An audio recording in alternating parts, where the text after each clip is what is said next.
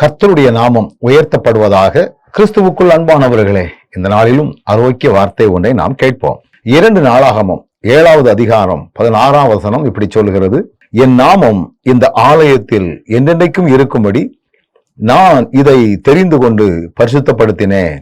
என் கண்களும் என் இருதயமும் என்னாலும் இங்கே இருக்கும். ஆண்டவர் கொடுக்கிற ஒரு பெரிய வார்த்தை. ஆதி நாட்களிலே எருசலேம் தேவாலயம் பிரதிஷ்டையின் போது ஆண்டவர் கூறின ஒரு வார்த்தை, என் கண்கள் அப்படின்னு சொல்லி அங்கே போடப்பட்டிருக்கிறது. என்னுடைய இருதயம் என்னாலும் இங்கே இருக்கும். ஆலயத்தின் மீது மிகவும் பற்றுறுதி உள்ளவர் நம்முடைய ஆண்டவர். எனவேதான் ஆலயத்தின் மீது அவர் அக்கறை வைக்கிறார்.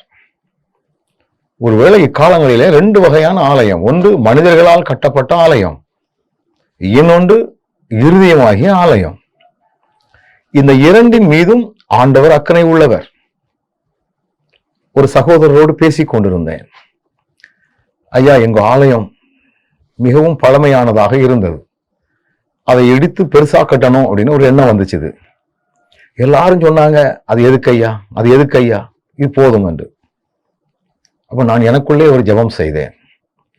எங்கள் ஊரிலே எங்களுடைய ஆலயத்தை சுற்றிலும் உள்ள எந்த இடத்திலும் போர் போட்டா தண்ணியே வர்றதில்லை, தண்ணியே கிடையாது. ஏத்த வீடு, மேல வீடு, வடக்கு வீடு, தெற்கு வீடு எல்லாம் 300 அடி போட்டெல்லாம் பவுடரான போர் தான் நிறைய இருக்குது. நான் எனக்குள்ளே ஜெபம் பண்ணினேன். காரணம், ஆண்டவர் ஆலயத்தை நேசிக்கிறார். ஆண்டவரே, இந்த ஆலயம் எங்கள் மூலமாய் புதிதாக கட்டப்படுவது உமக்கு விருப்பம் இருந்தால் நாங்கள் முதல்ல ஒரு போர் போடுவோம். அந்த போர்ல தண்ணீர் செழிப்பாக வந்தால் நாங்கள் ஆலயத்தை கட்டுவோம் என்று தீர்மானித்தேன்.